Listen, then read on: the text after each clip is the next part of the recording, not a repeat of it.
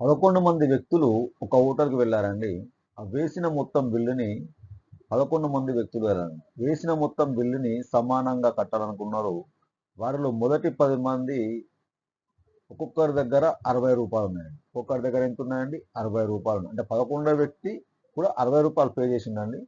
So, అదనంగా ఇంకెంత pay చేసిండు? రూ. 50 పే చేసిండు. ఈ 11వ వ్యక్తి అదనంగా రూ. 50 పే చేసిండండి. సో, ఇక్కడ ఒక్కొక్కరు సమానంగా పంచుకుంటే బిల్ ఏమైతదండి? ఒక్కొక్కరు సమానంగా పంచుకుంటే బిల్ అనేది ఈ రూ. 60 ప్లస్ ఈ రూ. 50 అదనంగా పే చేసిండు కదా! సో, ఆల్రెడీ 11వ వ్యక్తి కట్టేసిండు కాబట్టి 10 మందితోని డివైడ్ చేస్తే 10 ఒకట్ల 15 కదండీ. మొత్తం ఎంత అయితదండి? 60 ప్లస్ 5 ఎంత?